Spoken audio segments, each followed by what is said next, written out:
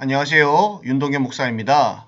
이것만은 알자 기독교 핵심 교리 7번째 시간입니다. 오늘은 성령님은 누구신가 라는 주제로 같이 공부하도록 하겠습니다. 여러분은 성령님에 대해서 얼마나 알고 계십니까? 우리가 보통 성부 하나님, 또 성자 예수님에 대해서는 많이 듣고 또 많이 알고 있는데 반해서 상대적으로 성령님에 대해서는 충분하게 알고 있지 못하는 경우가 많지요. 하나님에 대해서는 천지를 창조하셨다, 또 독생자 예수 그리스도를 보내주셨다, 또 우리의 기도를 들으신다, 이렇게 알고 있죠. 또 예수님에 대해서도 이 땅 가운데 인간의 몸을 입고 오셔서 인간의 죄를 대속하시기 위해 십자가에 달려 죽으셨고, 또 부활하셨고, 또 승천하셨다. 이런 내용들을 잘 알고 있지만 성령님에 대해서는 충분한 지식을 가지고 있지 못하는 경우가 많습니다. 오늘은 성령님은 구체적으로 어떤 분이시고 또 무슨 일을 하시는가, 성령님에 대해서 한번 공부를 하도록 하겠습니다. 오늘 공부를 통하여서 성령님에 대해서 바르게 알고 그 성령님을 바르게 믿고 신뢰하는 그런 시간이 되었으면 좋겠습니다. 먼저 오늘 공부할 내용을 잠시 보겠습니다. 첫 번째로 성령님은 어떤 분이신가, 성령님은 누구신가에 대해서 살펴볼 거고요. 두 번째로는 성령님의 사역입니다. 성령님께서 구체적으로 어떤 일을 하셨고 또 어떤 일을 하고 계신가에 대해서 배웁니다. 마지막으로 성령께서 주시는 은사들, 또 열매에 대해서 잠시 살펴보도록 하겠습니다. 먼저 성령님은 어떤 분이신가? 성령님은 먼저 하나님이십니다. 이것이 성령님에 대해서 가장 중요한 지식이죠. 근데 많은 사람들이 이 성령님을 하나님으로 인식하지 못하는 경우가 많습니다. 성령은 불이다, 바람이다, 능력이다 이렇게 생각하는 사람이 많다는 것이죠. 예전에 부흥사들이 부흥 집회에서 자주 이렇게 하는 말 중에 하나가 불 받으라 이런 말이었죠. 그래서 성령께서는 불러오셔서 우리의 마음을 뜨겁게 하고 우리 안에 있는 더러운 것들을 다 불태우시고 죄가 사라지고 또 죄가 사라지면 기쁨이 있고 또 방언과 같은 은사가 나타난다. 이런 얘기를 많이 들었습니다. 그러다 보니까 성령에 대해서 불같이 화끈하고 뜨거운 것 이런 것들을 생각합니다. 그러나 그렇지 않지요. 성령님은 하나님이십니다. 성령님은 제3위 하나님이시라는 사실을 반드시 기억을 해야 합니다. 또 성령을 바람으로 이렇게 여기는 사람도 있는데요. 이것도 이상한 은사 집회의 영향이 큽니다. 어떤 부흥사들은 집회를 하다 보면 바람 소리를 냅니다. 쉬쉬 하면서 성령께서 오신다 이렇게 얘기를 하면서 사람을 쓰러뜨리기도 하고 성령께서 오셔서 사람을 쓰러뜨린다 이렇게 주장을 하죠. 그러면 또 성령께서 오셨구나 하면서 기뻐하고 할렐루야를 외치기도 합니다. 그러나 성령께서 반드시 알아야 될 것은 하나님이시다라는 거죠. 불이나 바람이나 능력이 아니다라는 겁니다. 그래서 우리는 성령님이 하나님이심을 늘 기억하고 하나님으로 우리가 대우하고 존중하고 그렇게 섬겨야 한다는 것입니다. 그렇지 않으면 잘못된 성령론에 빠지게 되는 것이지요. 성경적인 증거가 있습니다. 마태복음 28장 19절을 보면 그러므로 너희는 가서 모든 민족을 제자로 삼아 아버지와 아들과 성령의 이름으로 세례를 베풀고, 여기 보면 아버지와 아들과 성령의 이름으로 세례를 베풀라. 동등선상에 아버지와 아들과 성령이 있지요. 그래서 성령은 삼위 하나님이십니다. 삼위로 계시는 하나님, 제3위 하나님. 그리고 여기 이름으로 할 때 이름이라는 것은 복수가 아니라 단수입니다. 그래서 아버지와 아들과 성령의 이름들이 아니고 이름으로라는 것은 이 삼위가 일체로 계신다. 한 분 하나님이시다라는 의미를 가지고 있죠. 성령은 성부 성자와 함께 삼위로 계시지만 일체로 계시고 성부 성자와 능력과 영광에 있어서도 동등하신 동일한 본질을 가지고 계신 분이다라는 거죠. 창세기 1장 2절 땅이 혼돈하고 공허하며 흑암이 깊음 위에 있고 하나님의 영은 수면 위에 운행하시니라. 여기 하나님의 영은 바로 성령입니다.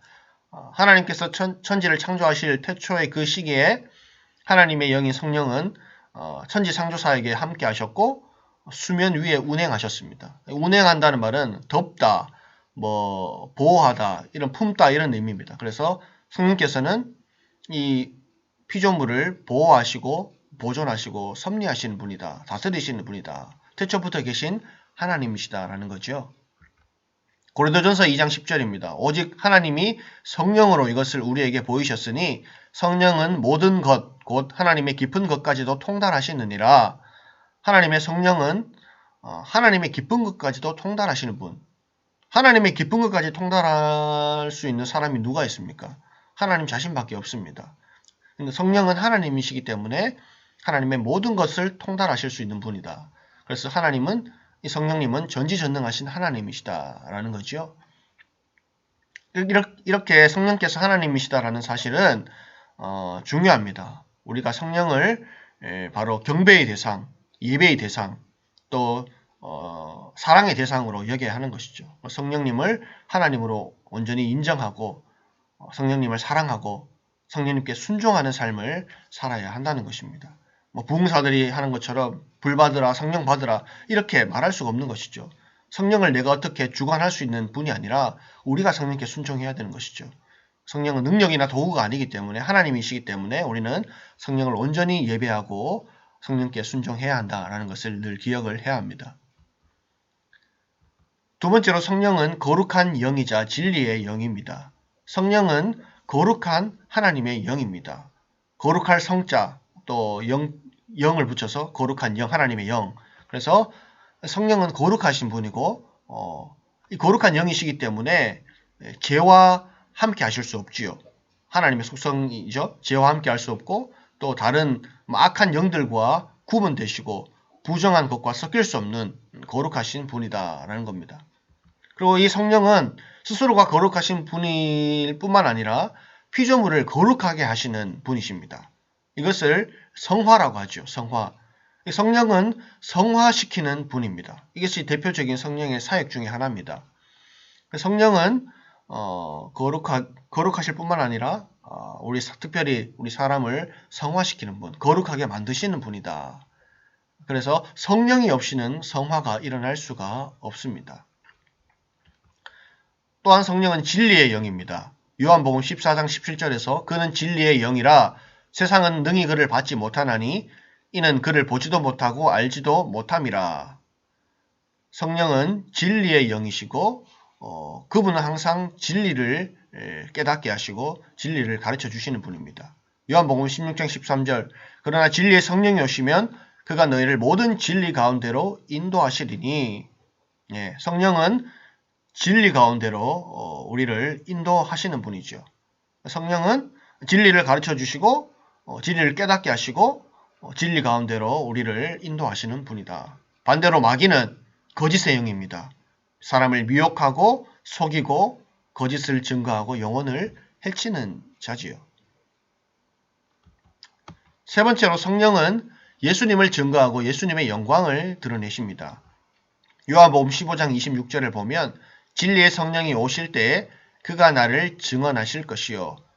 성령께서 오시면 그분은 진리를 증거하시는데 특별히 예수님을 증거하시는 분이다 라는 겁니다. 성령은 자신을 증거하시지 않고 예수님을 증거하시는 분이다. 이것이 성령의 특징입니다.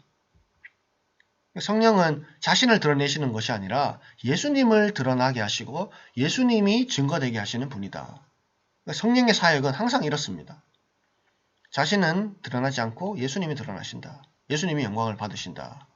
요한복음 16장 13절 그가 내 영광을 나타내시리니 내 것을 가지고 너희에게 알리시겠음이라.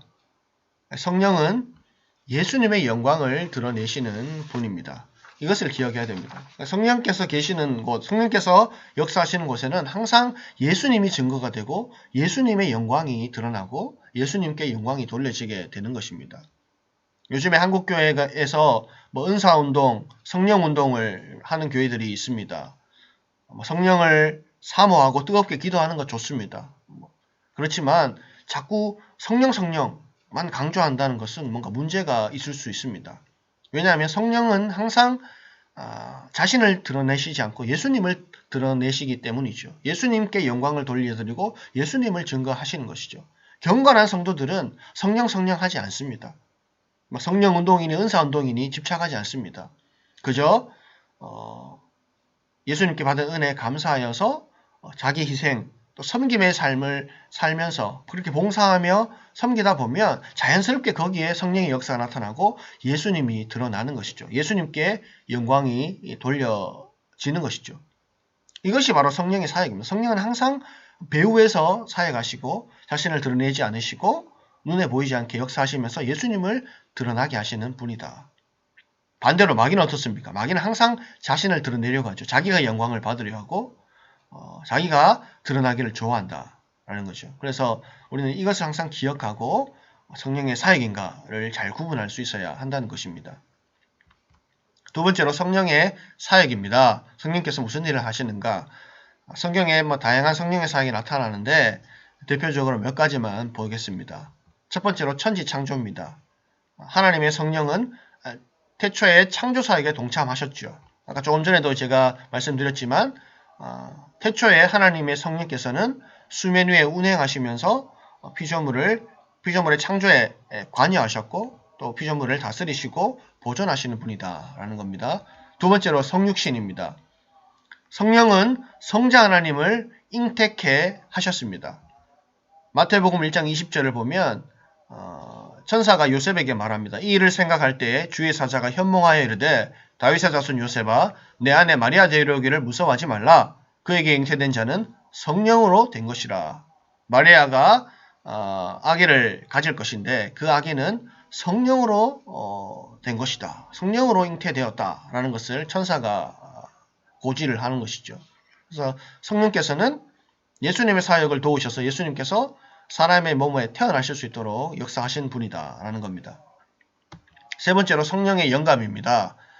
성령은 인간의 저자들을 영감시키셔서 하나님의 말씀을 기록하게 하시고 또 하나님의 말씀을 전하게 하십니다. 베드로후서 1장 21절 예언은 언제든지 사람의 뜻으로 낸 것이 아니요 오직 성령의 감동하심을 받은 사람들이 하나님께 받아 말한 것임이라. 그래서 성령께서 이 성경을 쓰게 하실 때 그 사람을 감동시키셔서 하나님의 말씀을 기록하게 하셨고 또 구약의 많은 선지자들을 감동시키셔서 하나님의 말씀을 증거하게 하셨죠. 이것이 성령의 영감입니다. 네 번째로 구원을 적용하심.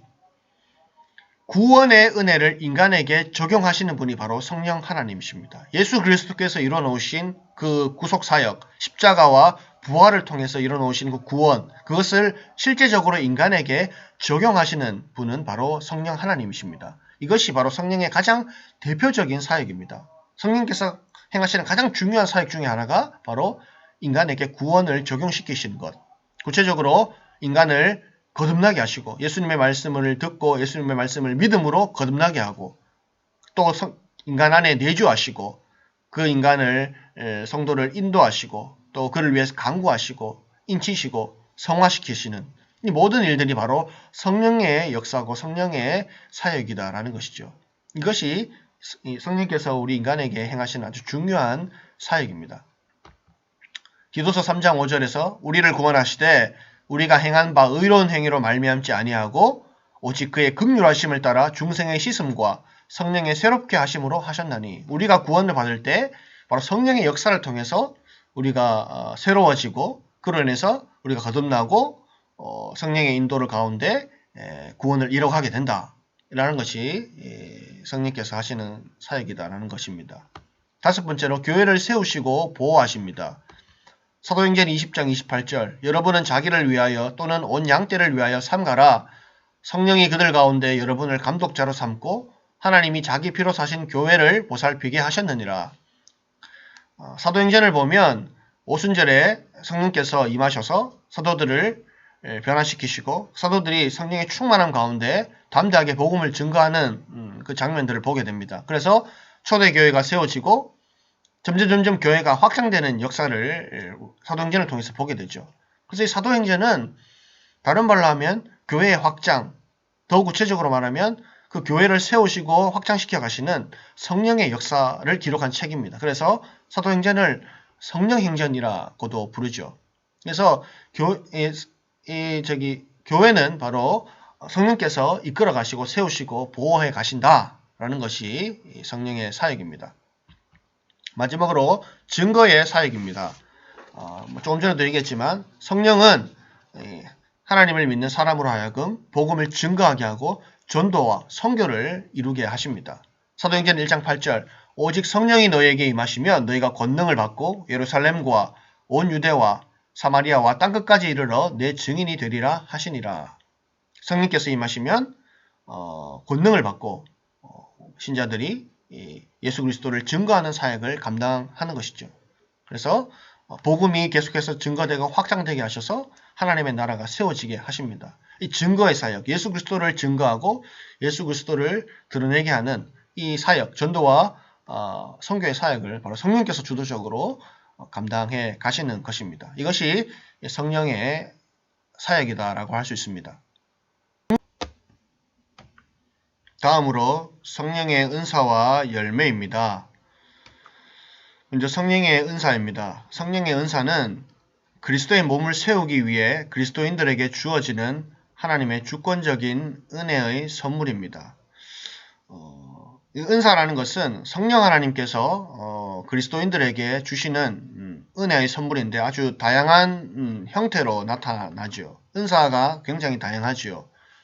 방언의 은사, 병고침의 은사, 통역의 은사, 또 가르치는 은사, 다스리는 은사, 구제의 은사, 위로의 은사, 말씀의 은사, 지식의 은사, 은사가 굉장히 많습니다. 성경에 보면은 대략 한 15가지에서 한 20가지 정도 기록이 되어 있습니다. 은사가 참 많지만,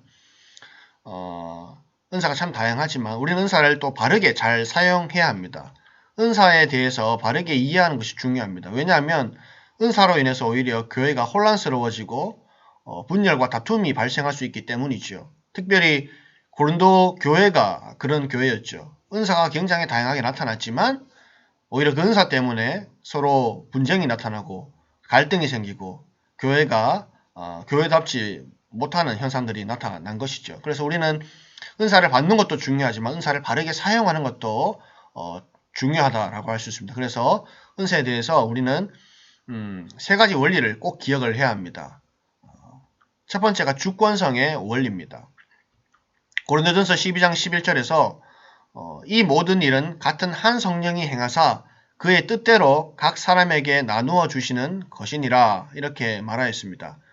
그 은사는 성령께서 그분의 뜻대로 주시는 것입니다. 다시 말해서 우리가 은사를 구할 수 있습니다. 은사를 사모하고 구하는 것은 좋은 일입니다. 그런데 내가 원하는 은사를 꼭 받을 수 있는 것은 아니다라는 것이죠. 성령께서 자신이 원하시는 대로 주시기 때문에 각 사람에게 나눠주시기 때문에 내가 원하는 은사를 꼭 받을 수 있는 것은 아니죠. 내가 방언의 은사를 받고 싶다. 간구할 수 있지만 그것을 주시는 분은 성령 하나님이십니다. 그래서 받을 수도 있고 안 받을 수도 있는 것이죠. 사람마다 은사가 다 다양합니다. 어떤 사람은 방언의 은사를 받은 사람도 있고 어떤 사람은 가르치는 은사, 또 구제하는 은사, 위로의 은사, 병 고치는 은사 이렇게 은사가 다 다양합니다. 모든 사람이 같은 은사를 받는 것은 아니죠. 성령께서 각 사람에 따라 다양하게 나눠주십니다. 그 은사가 성도의 신앙에 유익을 주지만 그렇다고 은사가 없다고 해서 신앙이 성숙하지 못하다라고는 말할 수 없습니다. 성도의 신앙에 은사가 꼭 필요한 것은 아니죠.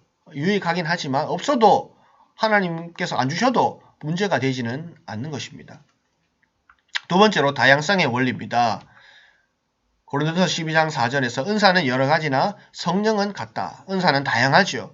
굉장한 다양한 은사들이 있지만 중요한 것은 그것을 주시는 성령님은 한 분이시다. 동일한 성령께서 주시는 것이기 때문에 은사는 우열이 없습니다.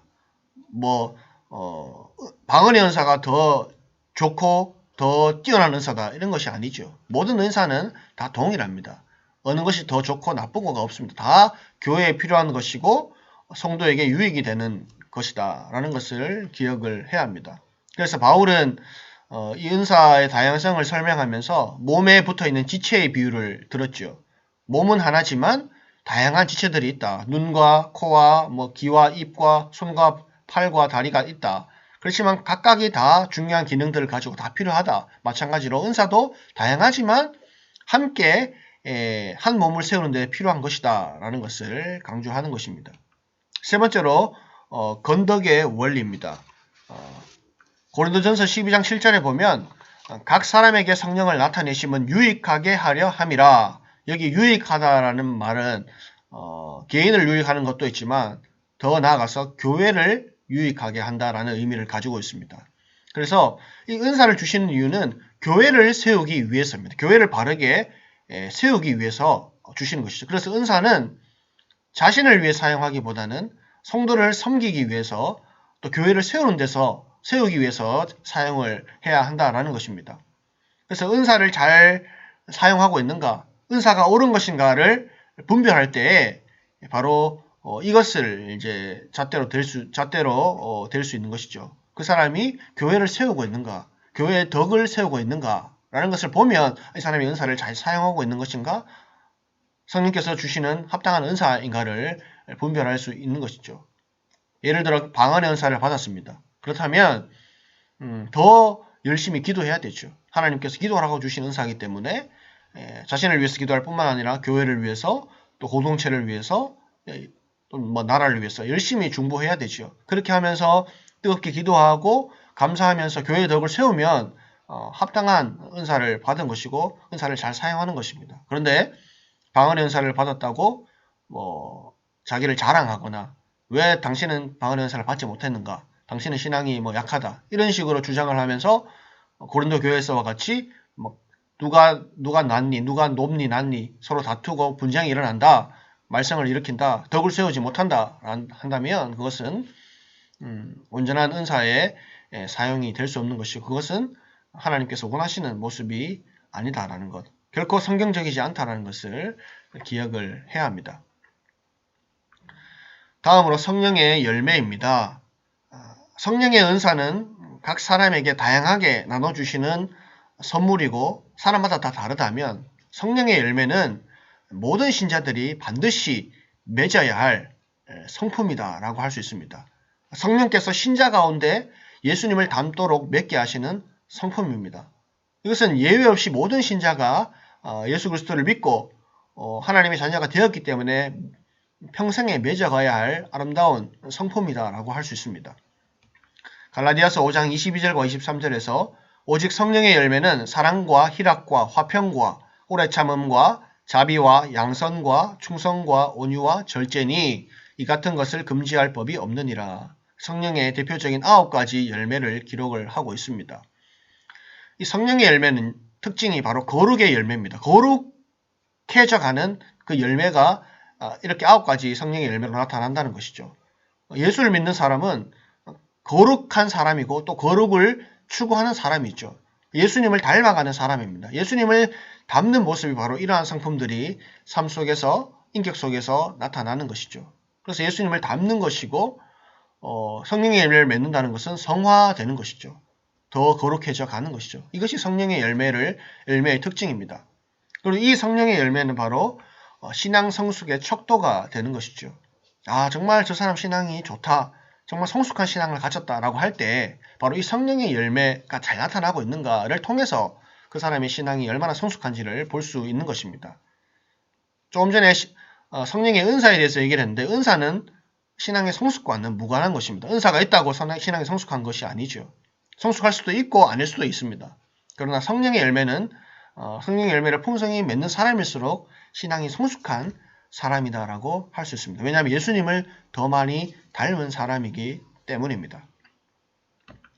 그렇다면 성령의 열매를 맺으려면 어떻게 해야 하나? 성령께 순종하고 성령을 따라서 행해야 합니다. 그러면 성령께 순종하면 반대로 육체의 욕심을 이루지 않기 때문이죠. 성경을 보면 성령은 항상 육체의 일과 대립을 이룹니다. 성령의 사람은 육체의 사람이 아니고 육체의 사람은 성령의 사람이 아니다라는 것이죠. 성령의 소욕과 육체의 소욕은 항상 싸운다.